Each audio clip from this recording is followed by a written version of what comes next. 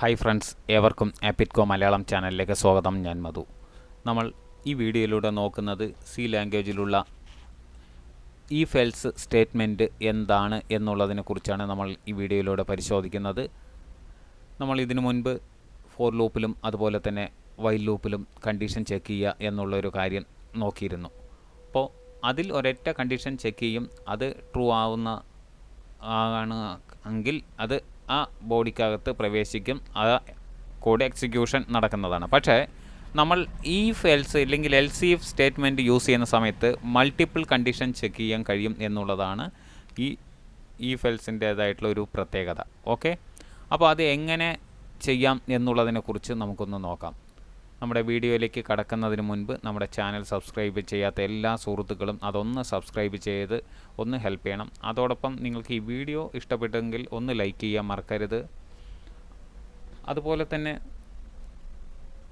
ഈ സമാന ചിന്താഗതിയുള്ള അല്ലെങ്കിൽ കോഡിങ്ങിനോട് താല്പര്യമുള്ള പ്രോഗ്രാമിംഗ് അതുപോലെ തന്നെ ടെക്കുമായിട്ട് ഇൻട്രസ്റ്റ് ഉള്ള നിങ്ങളുടെ സുഹൃത്തുക്കൾക്ക് ഇത് ഷെയർ ചെയ്ത് കൊടുക്കാൻ മറക്കരുത്.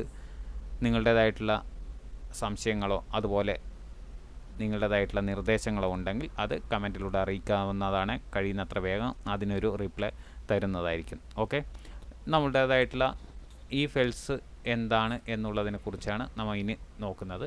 വരും നമുക്ക് വീഡിയോയിലേക്ക് കടക്കാം. നമ്മൾ എന്താണ് എൽസ് ഈഫ് ഇല്ലെങ്കിൽ ഈഫ് എൽസ് സ്റ്റേറ്റ്മെൻറ്റ് എന്നുള്ളതിനെക്കുറിച്ച് പറയുന്നതാണ്. ആദ്യം നമുക്ക് അതിൻ്റെ സിൻറ്റാക്സ് എന്താണ് എന്നൊന്ന് നോക്കാം. ആദ്യം ഈഫ് എന്നുള്ളൊരു കീവേഡ് കൊടുക്കാം.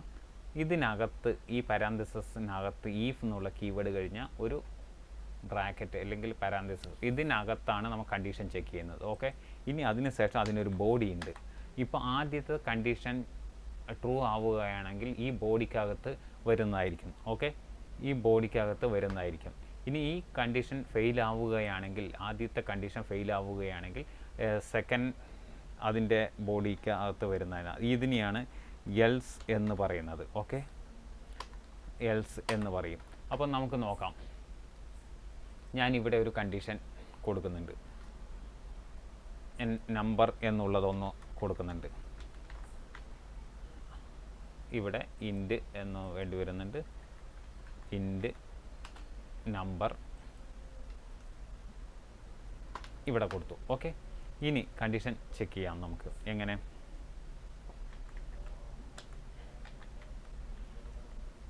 നമ്പർ ഈസ് ഈക്വൽ ടു 1 ആണെങ്കിൽ ഇവിടെ കൊടുക്കാം യുവർ എൻ നമ്മളുടെ കറക്റ്റ് ട്രൂ ആണ് എന്ന് ഇവിടെ കാണിക്കാം. പ്രിൻ്റ് ഓഫിലൂടെ നമുക്ക് ട്രൂ എന്ന് കൊടുക്കാം.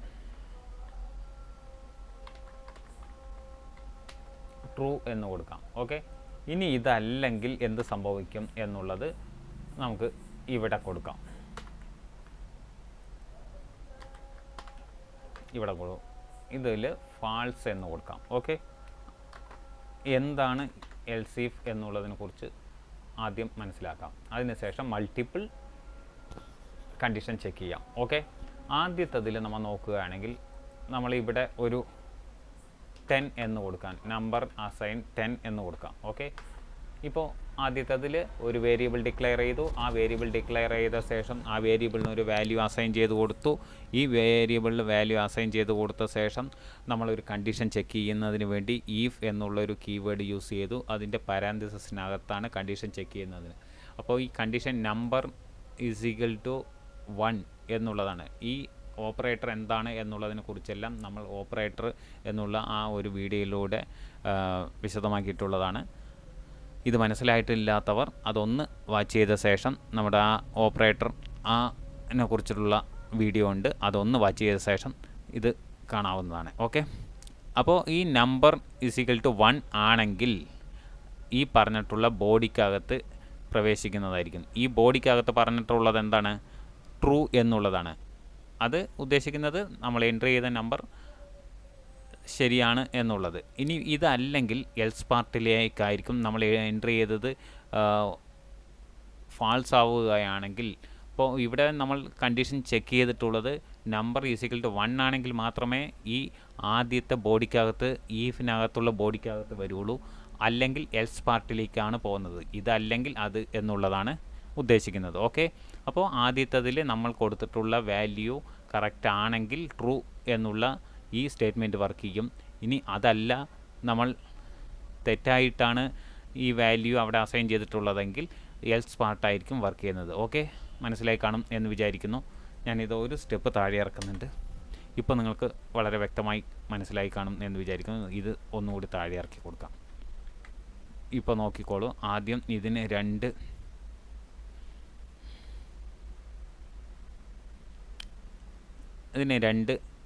വേണ്ട, ഇത് മുകളിലോട്ട് തന്നെ കൊടുക്കാം.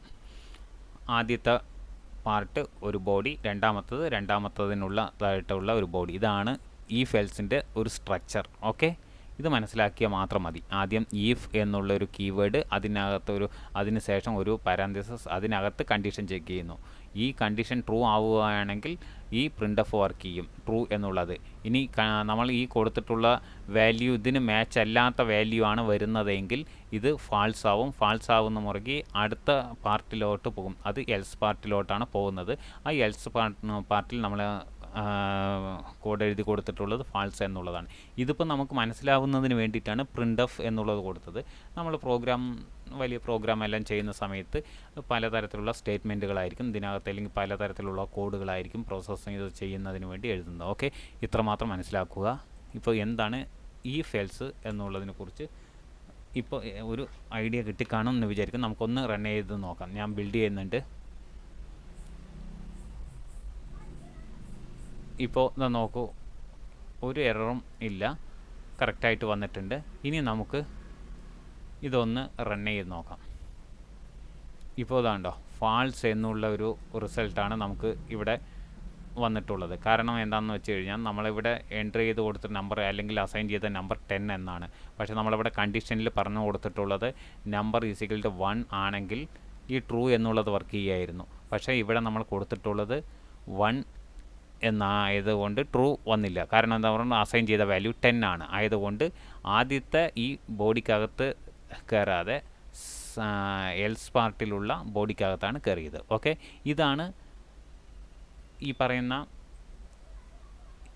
ഈഫ് എൽസിൻ്റെ ഇതായിട്ടുള്ള ഒരു കണ്ടീഷൻ ചെക്ക് ചെയ്യുന്നത് എങ്ങനെ എന്നുള്ളതിൻ്റേതായിട്ടുള്ള ഒരു കോൺസെപ്റ്റ്. ഓക്കെ, ഞാനിവിടെ 10ന് പകരം 1 എന്ന് മാത്രമാണ് കൊടുക്കുന്നതെങ്കിൽ നോക്കൂ, ഞാനിത് ബിൽഡ് ചെയ്യുന്നുണ്ട്.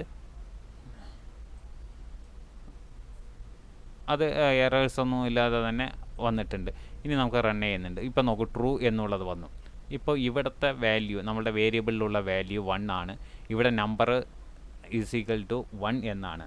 അപ്പോൾ ഇവിടെ മാച്ചാകുകയാണെങ്കിൽ മാത്രമേ ഈഫ് എന്നുള്ള ആദ്യം കണ്ടീഷൻ മാച്ചാവുന്ന ആ ബോഡിക്കകത്ത് പ്രവേശിക്കുകയുള്ളൂ. ആ ബോഡിയിൽ പറഞ്ഞു കൊടുത്തിട്ടുള്ള ട്രൂ എന്നുള്ളതാണ് നമ്മൾ പറഞ്ഞു കൊടുത്തിട്ടുള്ളത്. ആ സ്റ്റേറ്റ്മെൻറ്റ് എന്താണോ അത് വർക്ക് ചെയ്യും. ഇനി ഇതല്ല എങ്കിൽ മാത്രമാണ് എൽസ് പാർട്ടിലേക്ക് പോകുന്നത്. ഓക്കെ, ഇത് ഒരു കണ്ടീഷൻ ചെക്ക് ചെയ്യുന്നതിന് വേണ്ടി മാത്രമുള്ള ഈഫ് എൽസിൻ്റേതായിട്ടുള്ള ഒരു ഭാഗം.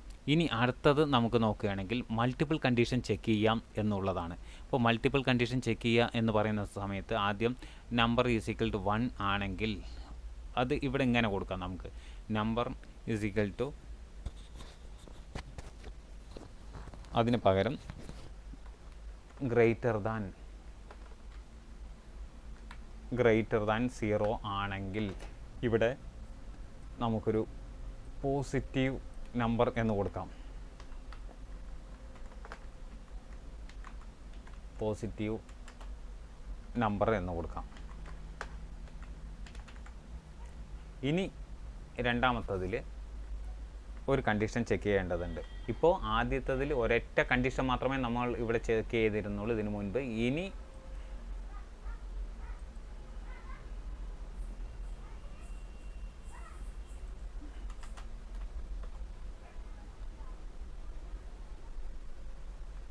ഇങ്ങനെയാണ് അതിൻ്റെ ഇത്. ഓക്കെ, രണ്ടാമത്തെ കണ്ടീഷൻ ഇവിടെ ചെക്ക് ചെയ്യാം. ഇതിവിടെ കൊടുക്കാം. ഇനി ഈ നമ്പർ കോപ്പി ചെയ്ത ശേഷം ഞാനിവിടെ കൊടുക്കുന്നുണ്ട്. ഇതിൽ ഞാൻ പറഞ്ഞിട്ടുള്ളത് നമ്പർ ലെസ്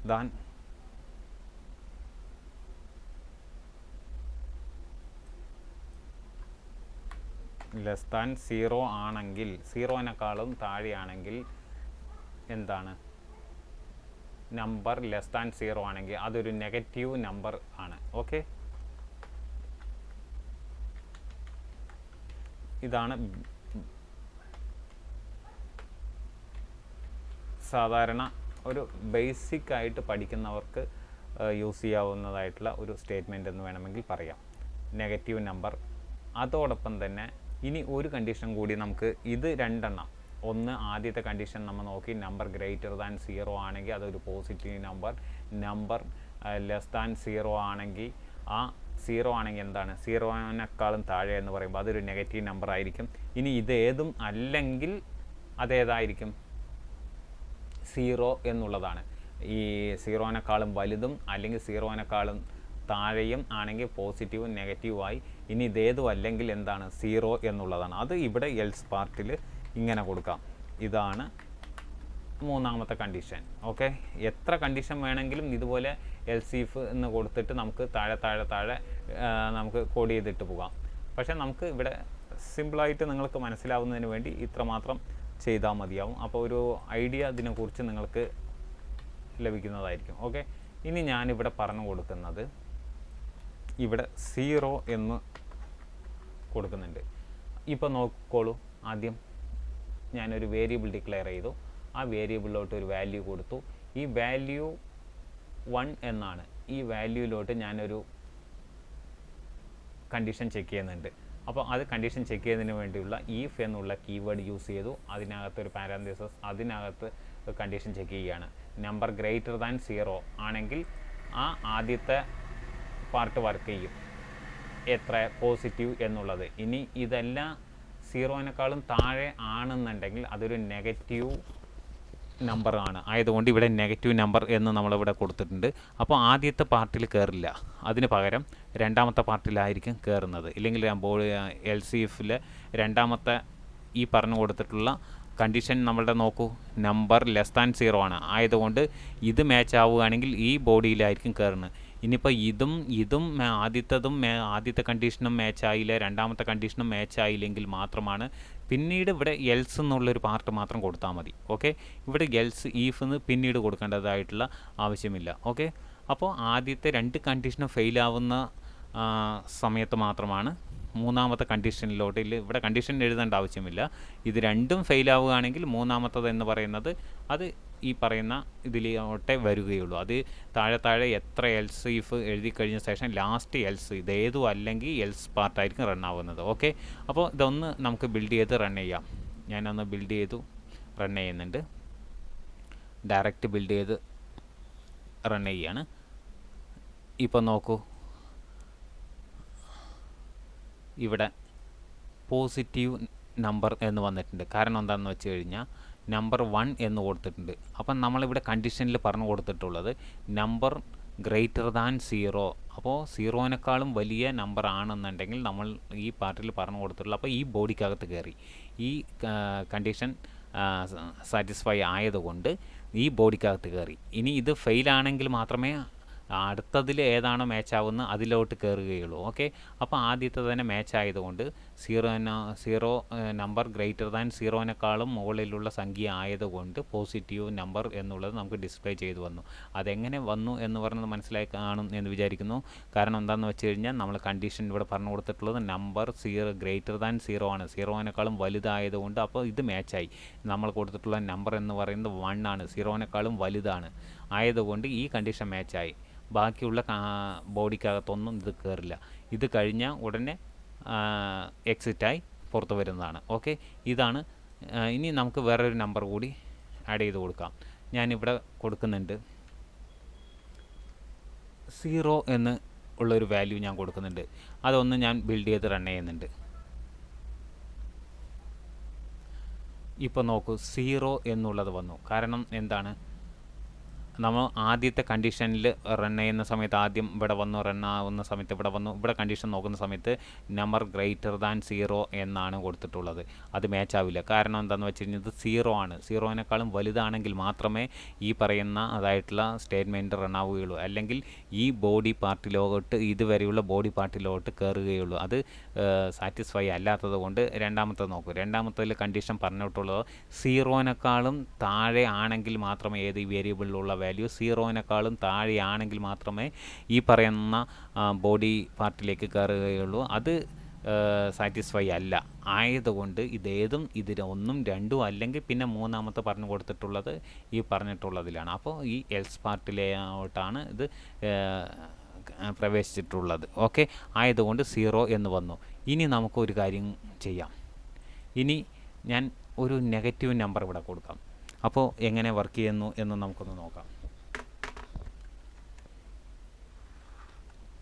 ഞാൻ -1 എന്ന് കൊടുത്തു. ഇനി ഒന്ന് ബിൽഡ് ചെയ്ത് റൺ ചെയ്യുന്നുണ്ട്. ഇപ്പോൾ നോക്കൂ, നെഗറ്റീവ് നമ്പർ എന്നുള്ളത് കാണുന്നത്. അപ്പോൾ നെഗറ്റീവ് നമ്പർ വന്നത് ആദ്യത്തത് കണ്ടീഷൻ നോക്കി, ഇത് മാച്ചായില്ല. ഉടനെ അടുത്ത കണ്ടീഷൻ ചെക്ക് ചെയ്യുന്ന സമയത്ത് 0-നേക്കാളും താഴെയുള്ളത് നെഗറ്റീവ് നമ്പറാണ്. അപ്പം നമ്മൾ കൊടുത്തിട്ടുള്ളത് -1 എന്നുള്ളൊരു വാല്യൂ ആണ്. അപ്പോൾ -1 എന്താണ്? 0-നേക്കാളും താഴെയാണ്. ആ കണ്ടീഷൻ മാച്ചായ സ്ഥിതിക്ക് ആ ബോഡിക്കകത്തുള്ള കോഡാണ് റൺ ആയിട്ടുള്ളത്. ഓക്കെ, പിന്നീട് ഇത് മാച്ചായി കഴിഞ്ഞാൽ ഇതിൽ ഏതിലും പിന്നെ കയറാൻ നിൽക്കില്ല. കാരണം എന്താ പറഞ്ഞാൽ ഈ മാച്ച് ആവുന്നതോടെ അത് എക്സിറ്റ് ആവുന്നതാണ്. ഓക്കെ, ഇതാണ് ഈഫ് എൽസ് എന്നുള്ള ആ ഒരു കോൺസെപ്റ്റ്.